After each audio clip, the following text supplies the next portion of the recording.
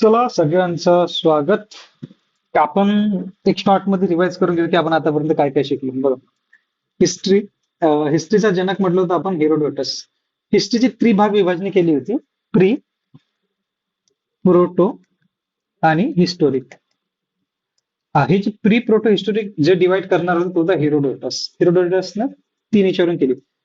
याच्यामध्ये लिखित स्त्रोत नाही सापडत, याच्यामध्ये लिखित स्त्रोत सापडते पण वाचता येत नाही, आणि याच्यामध्ये लिखित स्त्रोत सापडते आणि वाचता सुद्धा येते. सो त्यानंतर आपण बघितलं थॉम्सनने त्रिभाग विभागणी केली: तीन धातू, तांबा, कांस्य आणि लोखंड. त्याच्यानंतर ब्युरी होता, ब्युरीनं हिस्ट्रीला सायन्स म्हटलं. त्यानंतर एक कनिंगम होता जो भूगर्भ आणि पुरातत्व भूगर्भ आणि पुरातात्विक होता, कनिंगम. आणि झालं ना. आणि कनिंगम भारताचा होता. ब्रुस जर म्हटलं तर फॉरेनर होता. त्यानंतर आपण बघितलं विश्व मानव संग्रहालय आहे कोपनहेगन डेन्मार्क मध्ये, आणि भारताचं मानव संग्रहालय आहे भोपाल मध्ये. त्याचं नाव आहे इंदिरा गांधी मानव संग्रहालय. त्याच्यानंतर आपण हिस्ट्री तीन पार्ट मध्ये डिवाइड केली होती. प्री मधली प्री हिस्ट्री. सो पॅलिओलिथ, त्याच्यानंतर मेशोलिथ, त्याच्यानंतर निओलिथ. पॅलिओलिथ मध्ये काय होतं, 25 लाख ते 12,000 आगीचा शोध, खानाबद्दोश लोक होते आणि मोठे मोठे गोटे वापरे. त्याच्यानंतर मेशोलिथ मध्ये बघितलं आपण की अंतिम संस्कार चालू झाला होता मेशोलिथ मध्ये, आणि नॉर्थ ते साऊथ दफनविधी. शव सापडले होते दमदम मध्ये, युपी मध्ये आहे. हतियार सापडले होते महदहा मध्ये, ते पण युपी मध्ये. शेतीचे सुद्धा साक्ष सापडले येते. शेतीचे साक्ष सापडले आदमगड मध्ये, आणि आदमगड आहे एमपी मध्ये. हे तर मेशोलिथचं, इथे छोटे छोटे हतियार होते, छोटे हतियार सापडले मेशोलिथ मध्ये. पशुपालनचे साक्ष सापडले. पशुपालनचे साक्ष सापडले होते राजस्थानच्या बागोर मध्ये, सराय बहादूरगड जे जागा आहे. अंतिम संस्कार झाला. त्यानंतर जे आपण बघितलं निओलिथ. बघा, निओलिथचा मटका सापडले होते, आणि सर्वात जास्त मटके सापडले होते हस्तिनापूर. हस्तिनापूर माहित असेल, महाभारत आपली. सर्वात जास्त मटके सापडले होते हस्तिनापूरमध्ये. आणि मटक्याचा कलर होता काले लाल मृदभांड, ब्लॅक रेड वेअर पॉटरी, असं काहीतरी असंच नाव आहे, ब्लॅक रेड वेअर पॉटरी. त्यानंतर आपण थोडं शेतीचं बघू. काय सांगितलं होतं का, 5,000 ते 2,000. मेशोलिथचा 12,000 ते 5,000. आता बघा, सर्वात आधी जर शेतीचे साक्ष जर कुठे सापडले असेल ते होते पाकिस्तानच्या मेहरगडमध्ये. आधीच्या स्टडीनुसार ते होते 7,000 ईसापूर्व मध्ये. हा पाकिस्तान, हे सुलेमान आणि ही किरथर पहाडी. पहाडीचे दोन नाव लक्षात ठेवायचे, सुलेमान आणि किरथर. सुलेमान, किरथर. इथं मेहरगड होतं सिंधू नदीपाशी. सो मेहरगड मध्ये सर्वात आधी गेहूचे साक्ष सापडले 7,000 ईसापूर्व मध्ये. पण त्यानंतर स्टडी झाली, त्यानंतर स्टडीमध्ये माहित पडलं की सर्वात आधी जे शेतीचे साक्ष होते ते पाकिस्तानमध्ये न सापडता आपल्या भारतात सापडले. ते होतं लोहरादेव मध्ये. नाव लक्षात ठेवजा, लोहरादेव. 8,000 ईसापूर्व मध्ये. हे पण कुठे, युपी मध्ये आहे लोहरादेव. 8,000 ईसापूर्व. इथे साक्ष सापडले होते चावलचे. चावल की भुसी सापडली होती लोहरादेव. आता काय होते बघा, जे लेटेस्ट स्टडी आहे ना ते लोहरादेववर फोकस करते, आणि जे जुने पेपर म्हणतो आपण कॉन्स्टेबलचे झाले किंवा ग्रुप बी ग्रुप सी चे म्हणतात, तर ते कधी कधी 7,000 ईसापूर्ववर देऊ शकते. जर एमसीक्यू मध्ये जर लोहरादेव आणि मेहरगड आलं तर बिंदास डोळे बंद करून लोहरादेववर मारून द्यायचे. सो बघा, अजून थोडा मॅप बघू आपण. मॅपची प्रॅक्टिस करा पटकन, नाही का मॅप काढता आला पाहिजे आपल्या इंडियाचा. सो इथं होतं पल्लव रन. पल्लव रन मध्ये काय सापडलं तर मानवची खोपडी. इथे मध्य प्रदेशमध्ये भीमबेटका. भीमबेटका मध्ये लोखैया. इथे काय चित्रशैली सापडली. त्याच्यानंतर चिरांत. चिरांत मध्ये चावलची भुसी सापडली. इथे लद्दाखमध्ये लद्दाखमध्ये काय सापडलं होतं, बुर्जहोम. लद्दाखच्या बुर्जहोम मध्ये गुर्ता आवाज सापडला. गुर्ता आवाज मध्ये ते बघा, केव करून राहते लोक आधीचे, त्याला गुर्ता आवाज म्हणतात. सो हा एवढा होता आपला प्री हिस्ट्री. मला तर असं वाटतं की प्री हिस्ट्री मध्ये तुमचा एक पण प्रश्न नाही सुटेल जर तुमचं हे एवढं लक्षात राहिलं तर. एक होता मग चिल्को लिथ म्हणते, चिल्को चिलकोलित म्हणजे ताम्रपाषाण, म्हणजे इथं तांब्याचा शोध लावला. तांब्याचा शोध जी स्टडी केली ना त्याचं नाव होतं HD सांकालिया. HD सांकालिया ना नवदा टोलीचा शोध लावला. नवदा टोलीमध्ये ते सांगतात तांब्याचे जे हत्यार असते तेच नवदा टोली. सो बघा, इथपर्यंत आपला प्री हिस्ट्री कम्प्लीट झाला. प्री हिस्ट्री मध्ये याच्यापेक्षा जास्त प्रश्न येईल नाही, कारण हाच एवढा सिलेबस आहे प्री हिस्ट्रीचा. हा जर म्हणत एनसीआरटी मध्ये, एनसीआरटीचाच हा पार्ट आहे जो सगळा आपण घेतलाय, एनसीआरटी मध्ये दिलेला आहे. बट एनसीआरटी मध्ये कसं 1 2 3 चॅप्टर वाचा लागते, आणि इथेच तुम्हाला डायरेक्ट शॉर्ट्स मध्ये समरी भेटली याची, की याच्यावरच तुम्हाला जास्त करायची गरज नाही. सो यानंतर आपण बघितलं होतं मे बी इराकची सभ्यता. बघा, हे होतं इराक. इराकमध्ये 4 पार्ट मध्ये डिवाइड करा. एक होतं सुमेरू, बेबीलॉन, असिरिया, असिरिया आणि कॅटेरिया. जो बेबीलॉनची सभ्यता आहे ना, याच्यामध्ये बघा सिकंदरचा जो घोडा होता ना, सिकंदरच्या घोड्याचा मृत्यू झाला होता इथे बेबीलॉन मध्ये. सो सोमेरू सभ्यता म्हणजे बघा 2 नदी आहे सांगितली होती, कोणती? युफ्रेटस आणि टिग्रिस. 2 नदीचे नाव लक्षात ठेवायचं. सोमेरू सभ्यता युफ्रेटस आणि टिग्रिस नदीच्या मधात येते. पश्चिमी सोमेरू सभ्यता का बरं म्हणते? कारण पश्चिम साईडला आहे, वेस्टर्न साईडला. आता ही जी सोमेरू सभ्यता होती ना, जी आपली पाकिस्तानमध्ये आली, तीच ट्रेंड मध्ये आणि थोडी शिक्षित झाली, आणि सभ्यता म्हणजे चांगल्या प्रकारे त्यांची घरं बांधणं सगळं चालू केलं, तेव्हा ते सिंधू सभ्यतामध्ये कन्वर्ट झाली. म्हणजे ही जी सोमेरू सभ्यता आहे, नेक्स्ट काय बनली? सिंधू सभ्यता. सो होप तुम्हाला रिवाइज झालं असेल पटकन शॉर्ट मध्ये. आणि आता आपण चालू करू आपलं सिंधू सभ्यता. 1 मिनिट पाहू द्या मला, कोणी एंट्री आहे का? कोणाची एंट्री आहे का इथं? नाही, बस. आपण 2 जण आहोत. ठीक आहे, कोणी एंट्री तर आली नाही नवीन, तर आपण चालू करू. सो आपण बघू आद्य. आद्यमध्ये आपण म्हणतो प्रोटो हिस्टरी. प्रोटो हिस्टरीमध्ये आपल्याला काय करायचे? सिंधू सभ्यता कंप्लीट करायची. सिंधू सभ्यतेचा काळ होता 2500 2500 टू 1750 BC पर्यंत हा चालला आपला सिंधू सभ्यताचा काळ. आता मी तुम्हाला सांगितलं होतं, सर्वात पहिले सिंधू सभ्यता जो मेसेज दिला तो दिला चार्ल्स मॅसेजनं. चार्ल्स मॅसेन. चार्ल्स मॅसेननं मेसेज दिला. चार्ल्स मॅसेननं सांगितलं होतं सर्वेक्षण कनिंगमले. सो सर्वेक्षण विभाग होता आपला कनिंगमकडे, भारताचा आपला.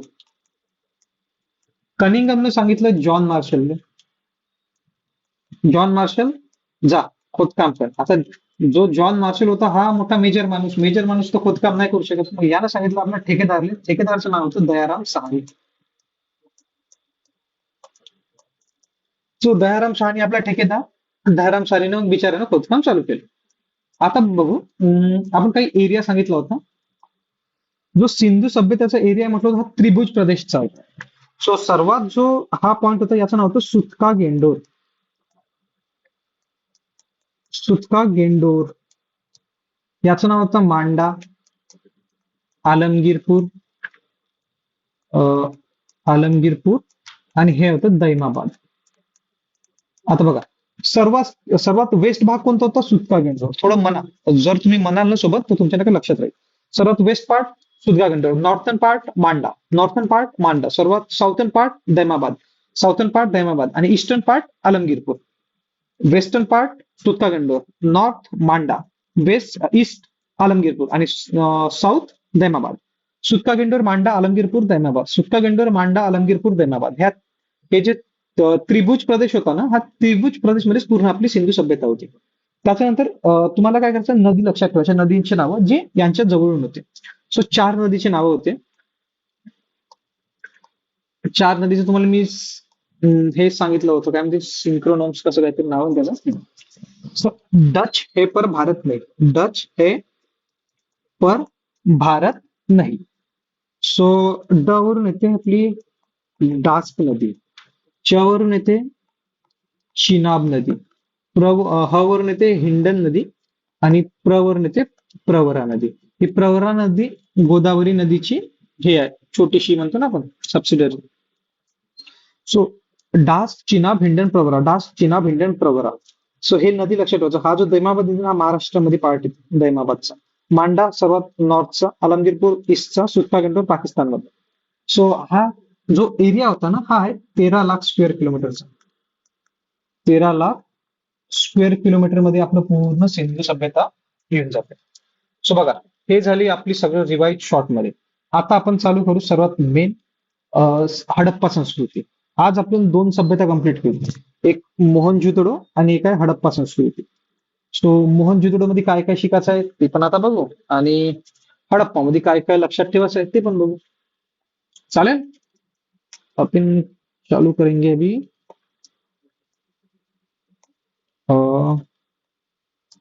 कलर दिसतंय का तुम्हाला? ओके. सो सर्वात आधी आधी बघू आपण हडप्पा. असं वाटतंय ना की हडप्पा सभ्यता खूप मोठी असेल, खूप लक्षात ठेवायचं असेल, असं काही नाही. खूप छोटी, कमी आणि शॉर्ट मध्ये आपण कसं लक्षात ठेवायचं ते बघू. हडप्पा सभ्यता बघा, जो हडप्पा सभ्यता होता ना, एक मिनिट, हा, याचं जो खोदकाम केलं म्हणजे शोध लावला दयाराम सहानीने. दयाराम सहानीने शोध. आता दयाराम सहानी कोण होता? आपला ठेकेदार होता. कधी शोध लागला? 1921 मध्ये. 1921 मध्ये दयाराम सहानीने हडप्पा सभ्यतेचा शोध लागला. आता आपल्याला करायचं नदी. हडप्पा सभ्यतेपाशी मेन नदी कोणती होती? रावी नदी. आणि जो जिल्हा होता ना, माउंट गोमरी जिल्हा, पाकिस्तानचाच आहे. माउंट गोमरी जिल्हा लक्षात ठेवायचं. बघा, हडप्पा संस्कृतीचा शोध कोण लावला होता? दयाराम सहानी. कधी लागला? 1921 मध्ये. आता कधी कधी हे पण आहे 1921 आणि 1922 असं येऊ शकते, बट मेन फिक्स ठेवता आपण 1921. नदी कोणती होती? रावी नदी. आणि जिल्हा कोणता होता? माउंट गोमरी. आता एक स्टोरी बनवा. कुंभारचा चक्का. कुंभारचा चक्का समजते ना? तो चक्का राहते, त्याच्यावर काय म्हणते आपले कुंभार मटका बनवते. सो हडप्पा सभ्यतेमध्ये जे अवशेष सापडले होते मेन मेन ते आपण घेऊ. हडप्पा सभ्यतेमध्ये सर्वात आधी सापडला कुंभारचा चक्का. आता मला सांगा, एका माणसानं एक कुंभार आहे, कुंभार आपला चक्का बनवला, आता थकल्यावर कुठे जाईल तो? विश्रामगृहामध्ये जाईल. सो श्रम आवास. चक्का बनवून थकला, तो कुठे गेला? विश्रामगृहामध्ये. म्हणून अजून एक आपण विश्रामगृह. सो कुंभार चक्का बनवून थकला, त्याच्यानंतर श्रम आवास मध्ये गेला. आता श्रम आवास मध्ये गेला, त्याला लागली भूक, तो गेला अन्नागार मध्ये. अन्नागार मध्ये समजलं? जेवण करण्याचं. आता जेवण केलं, आता त्याला करायची होती पूजा. सो मातृदेवीची पूजा करत होता तो. मातृदेवी. मातृदेवी म्हणजे देवीचं नाव आहे, म्हणजे फिमेल देवी, फिमेल गॉडेस. सो अन्नागार जेवण झाल्यावर त्यानं केली मातृदेवीची पूजा. मातृदेवीची पूजा केल्यानंतर ओखली समजते का? पहा, ओखली म्हणजे कांड्याचं. त्याला हळद काढली तिथं मातृदेवी समोर. ओखली. ओखलीच्या नंतर त्याला भेटला ताबूत. ताबूत मध्ये त्याने ठेवले आपले पैसे. ओखलीच्या नंतर ताबूत. ताबूत मध्ये त्याने ठेवले पैसे. तिथे एक कब्रिस्तान सापडलं, त्याचं कब्रिस्तानचं नाव होतं RH-37. त्या RH-37 कब्रिस्तान मध्ये याने आपला ताबूत केला आणि सोबत ठेवलं हातीची खोपडी, म्हणजे निशाण म्हणून की आपलं ताबूत इथंच आहे सेफ. तर हातीची खोपडी एक निशाण लावून ठेवलं, तर तिथं आपल्याला दिसन बा आपलं ताबूत. आणि त्याच्यानंतर एक सिंगवाला जानवर. एक सिंगवाला जानवरचा एक सिक्का होता, तो त्यानं तिथे ठेवून दिला. एक सिंगवाला जानवर. आता बघा, सर्वात आधी कुंभार होता, कुंभारनं चक्का बनवला. कुंभारनं चक्का बनवला, त्याच्यानंतर तो गेला श्रम आवास मध्ये, थकला. श्रम आवासानंतर त्याला लागली भूक, अन्नागार मध्ये गेला, जेवण केलं. नंतर मातृदेवीची पूजा केली. त्याच्यानंतर ओखलीमध्ये हळद काढली. आणि त्याच्यानंतर जो ताबूत होता, ताबूत मध्ये आपला पैसा ठेवला, आणि तो ताबूत RH-37 नावाच्या कब्रिस्तान मध्ये त्याने दफन केला. त्याच्यावर हातीची खोपडी ठेवली, कशासाठी? ही ओळख असल्या पाहिजे. आणि एक सिंगवाला जानवरचा सिक्का ठेवला, म्हणजे ही आपली ओळख आहे. सो बघा, जे हडप्पा सभ्यतामध्ये आपल्याला अवशेष सापडले हडप्पा सभ्यतामध्ये, ते फक्त एवढे सापडले. तो आता पुन्हा स्टार्ट मध्ये आपण रिवाइज करू. बघा, हडप्पा सभ्यतेचा शोध लावला दयाराम सहानीने 1921. कुठे? रावी नदीपाशी होता. जिल्हा माउंट गोमरी जिल्हा होता. कुठे? पाकिस्तानला. सो हडप्पा सभ्यतामध्ये काय काय सापडलं? सर्वात आधी कुंभारचा चक्का. कुंभाराचा चक्का बनवला, त्याच्यानंतर गेला तो विश्रामगृहामध्ये. विश्रामगृहाच्या नंतर तो गेला अन्नागारमध्ये जेवण करण्यासाठी. अन्नागारच्या नंतर त्याने केली मातृदेवीची पूजा. मातृदेवीची पूजा नंतर त्यानं ओखलीमध्ये हळद काढली. सो ओखली लक्षात ठेवा. त्यानंतर ओकलीच्या नंतर त्यानं जो आपला पैसा होता तो ताबूत मध्ये ठेवला आणि तो ताबूत RS-37 नावाच्या कब्रिस्तानमध्ये त्यानं गाडला आणि त्याच्यावर त्यांचा हातीची खोपडी ठेवली आणि एक सिंगवाला जानवरचा सिक्का ठेवला. सो हे लक्षात आलं हडप्पा सभ्यते. तुमच्या हडप्पा सभ्यतेमध्ये आपल्याला काय काय होतं बस एवढंच. याच्या वर तर तुम्हाला काही विचारणार नाही आणि याच्या वरचं काही येणार नाही. जर तुमच्या डोक्यात एवढं तरी असेल, हे जे आहे ना कुंभारच्या चक्क्यापासून एक सिंगवाला जानवर पर्यंत हा सिक्का होता, कॉईन सिक्का होता यांचा तेराकोटा. तेराकोटा म्हणजे मातीचे हतियार. सो एवढंच आपल्याला हडप्पा सभ्यतेमध्ये शिकायचं होतं. हडप्पा सभ्यतेचा शोध दयाराम साहनी 1921. नदी रावी नदी. जिल्हा माउंट गोमरी. कुंभारचा चक्का, श्रमा आवास, अन्नागार, मातृदेवी, ओकली, ताबूत, RS-37 हातीची खोपडी, एक सिंगवाला जानवर. सो जर तुम्ही जर हे सोबत म्हणाल माझ्या तर तुमच्या लक्षात येईल. 1, 2, 3 स्टार. कुंभारच्या चक्क्यापासून चालू करू. कुंभारचा चक्का, श्रमा आवास, अन्नागार, मातृदेवी, ओकली, ताबूत, RS-37 हातीची खोपडी, एक सिंगवाला जानवर. बस. हम्म? पुन्हा एकदा म्हणायचं. हॅलो, बघा पुन्हा एकदा स्टार्ट करू. हडप्पा सभ्यतेमध्ये काय काय अवशेष सापडले? कुंभारचा चक्का, श्रमा आवास, अन्नागार, मातृदेवी, ओकली, ताबूत, RS-37 हातीची खोपडी, एक सिंगवाला जानवर. तुम्हाला मी स्टोरी समजून सांगितली की कशा स्टोरी म्हणून लक्षात ठेवायचं हडप्पा सभ्यतेमध्ये काय काय सापडलं. सो आता आपण जाऊ नेक्स्ट सभ्यता आपली, ती होती मोहनजोदडो. ओके. ही जी तुम्ही एनसीआरटीच्या नोट्स मधून जर वाचाल ना ते तुम्हाला बहुत जड जाईल. कारण ते कसं तुम्हाला स्वतःच्या डोक्याने बनवावं लागते, पण ही कसं आपली एक स्ट्रॅटेजी म्हणून आहे. सो आपल्याला रिवाइज करायला इझी जाते. आता बघा आपण बघू मोहन जुदडो. आता बघा मोहनजुदडोचा शोध लागला 1922 मध्ये. याला मेल्यांचा टिल्ला म्हणते. आता मृतको का टिला का बरं म्हणते माहिती आहे का? कारण की मोहनजोदडो मध्ये फ्लड आला होता. फ्लड मध्ये सगळे लोक मरून गेले होते असं मान्यता आहे. सो त्यामुळे इथे खूप लाशे सापडले होते मोहनजोदडो मध्ये. हड्ड्यात सापडलं होतं मोहनजोदडो. आता आपण बघू मोहनजोदडोचा शोध कोणी लावला. मोहनजोदडोचा शोध लावला होता राखलदास बॅनर्जी. राखलदास बॅनर्जी. बॅनर्जी समजू शकतो आपण बंगालचा असेल, वेस्ट बेंगॉलचा. जो राखलदास बॅनर्जीने मोहनजोदडोचा शोध लावला. जे नदी होती ती होती सिंधू नदी. सिंधू घाटीची सभ्यता म्हणजे मोहनजोदडो. आणि जो जिल्हा होता ना तो होता लरकाना जिल्हा, आणि हा पण पाकिस्तानमध्येच आहे. मोहनजोदडोचा शोध लावला राखलदास बॅनर्जीने. नदी होती सिंधू नदी आणि जो जिल्हा होता तो लरकाना जिल्हा होता. जिल्हा लरकाना. आता बघा ही जी मोहनजोदडो सभ्यता होती ना शहरी सभ्यता होती. आणि जी जी आपली ही होती हडप्पा सभ्यता ती थोडी मागासलेली सभ्यता होती. पण मोहनजोदडो शहरी होती. आता कशामुळं हे आपण बघू. सो इथे जे सापडले ना अवशेष ते बघू. आता इथे काय काय सापडलं.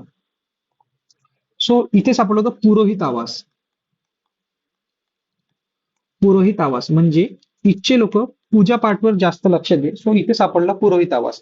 आता मला सांगा, जर कोणता पंडित पुरोहित आवासमध्ये जात नसेल, सर्वात आधी तो का करून आंघोळ करेल.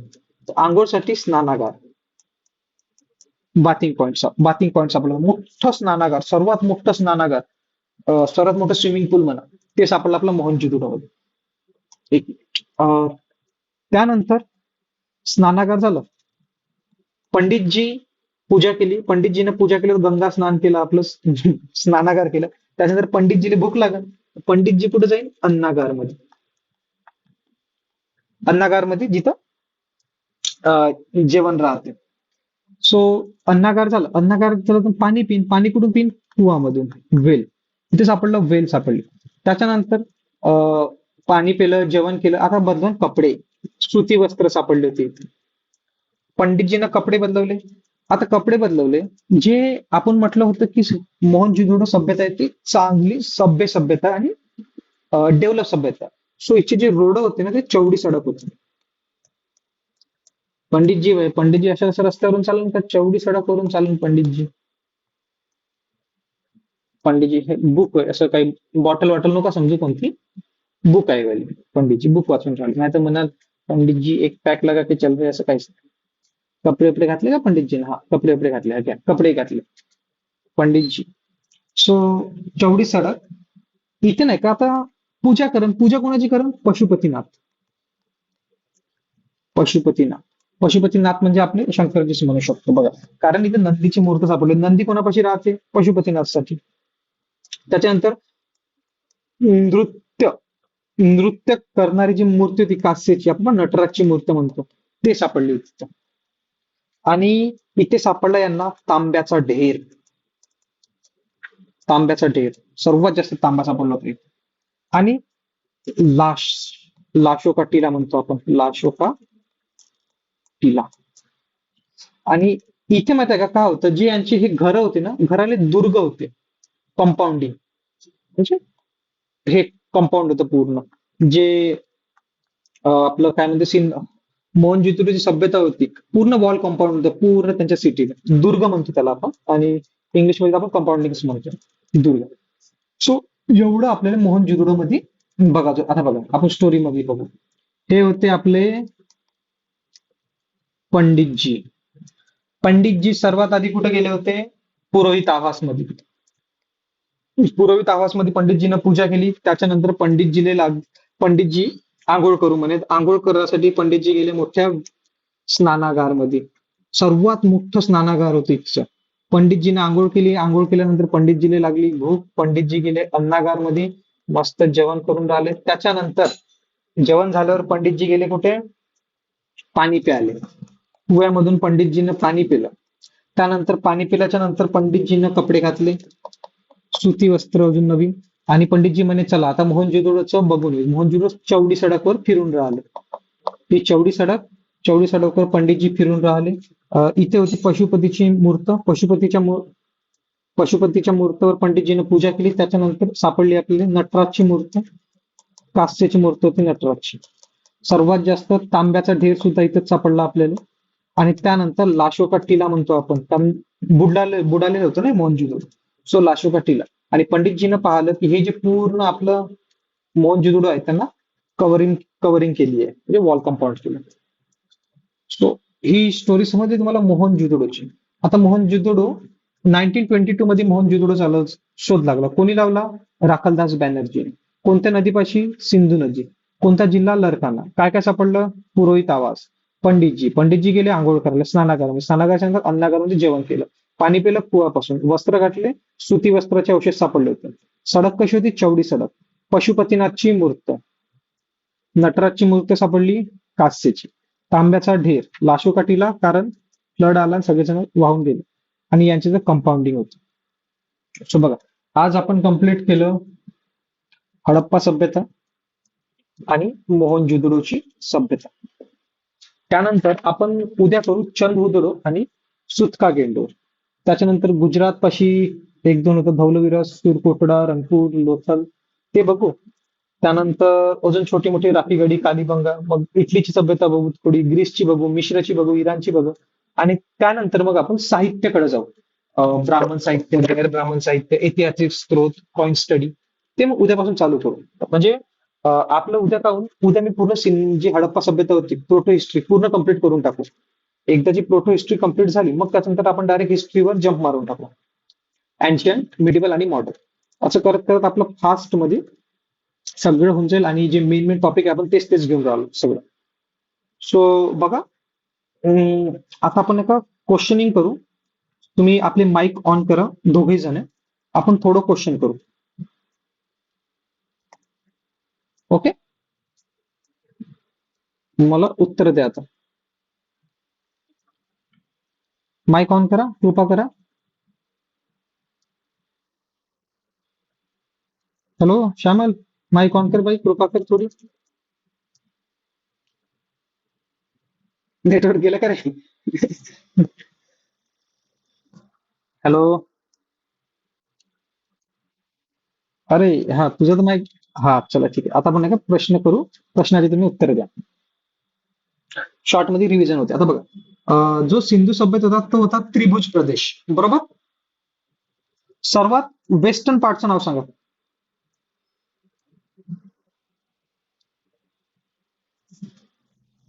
हा,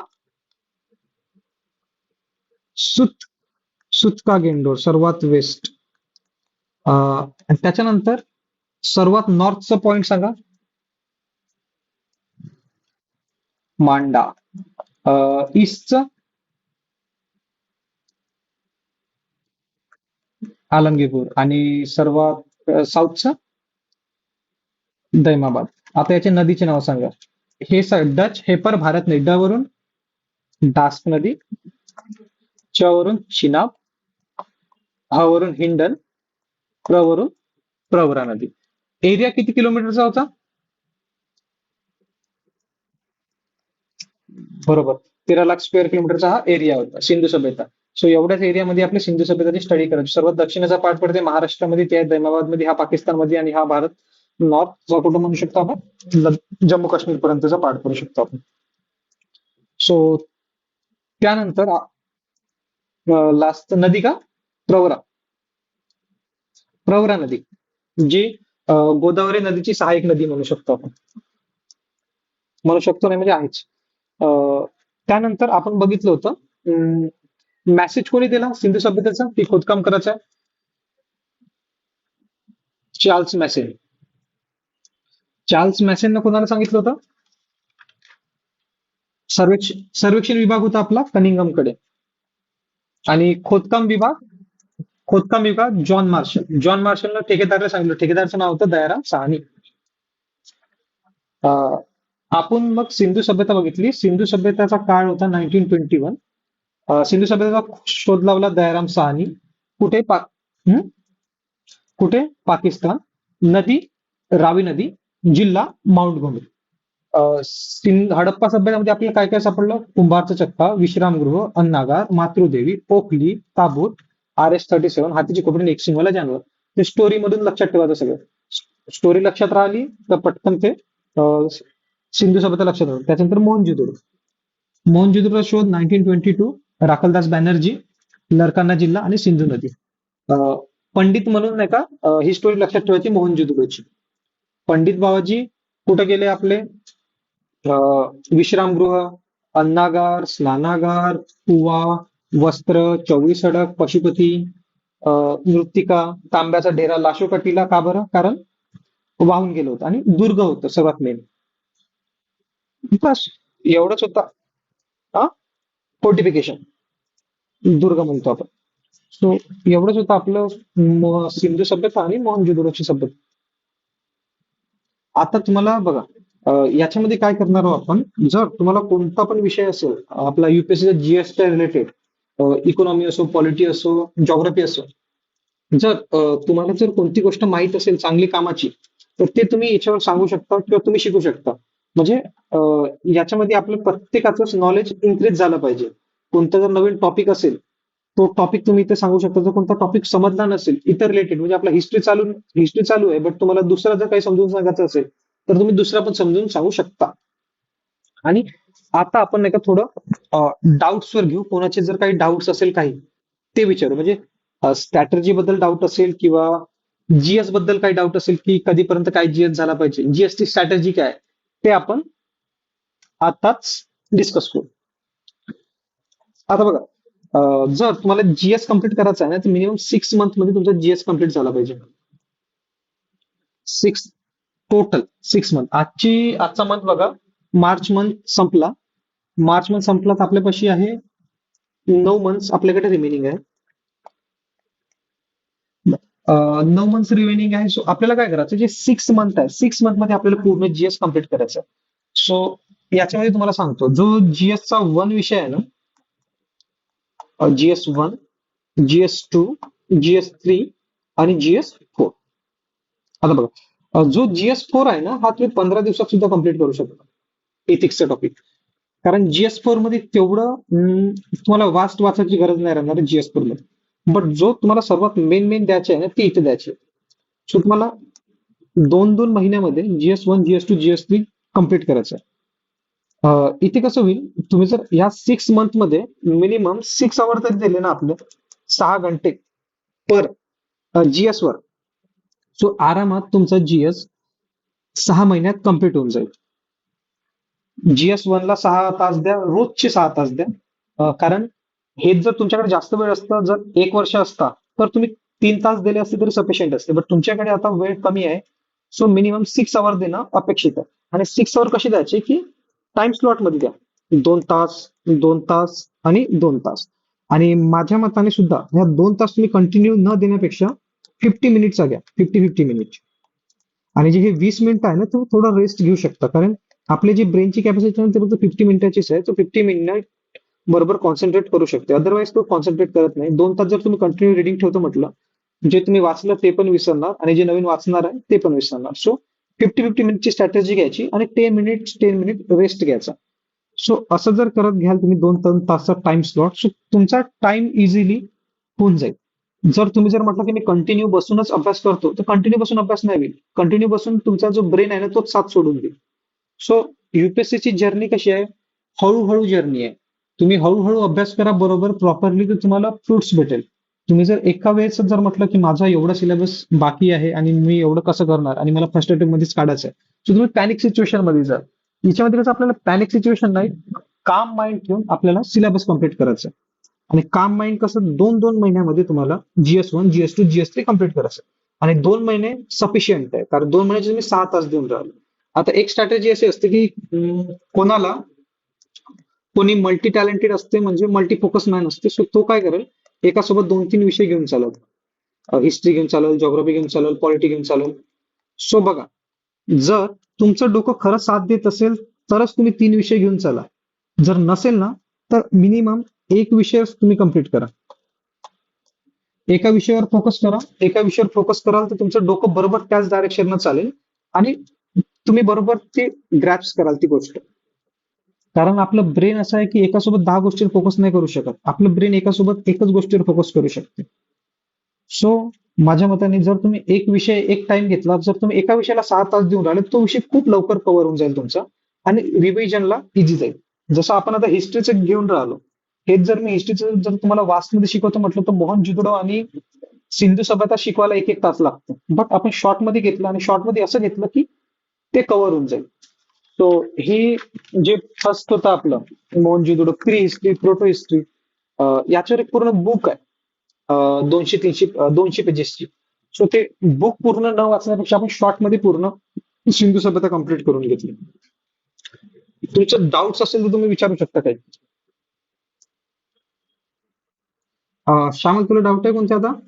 सुटला?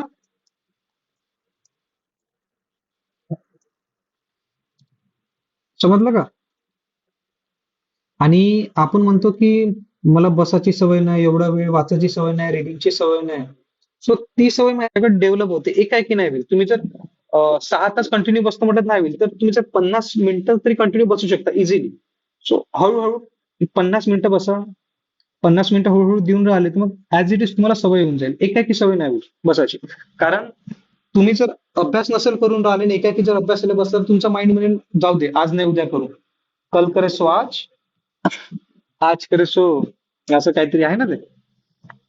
जिसने कहा परसों बीत गए बरसों, जिसने कहा कल वो दिन गया ढल, जिसने कहा आज उसी ने किया राज.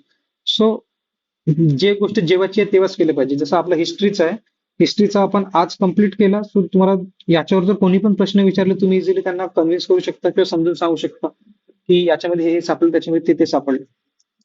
सो बस आजच्यासाठी एवढंच. चालेल. कुछ है आपके मन में डाउट भाई, पूछ लो.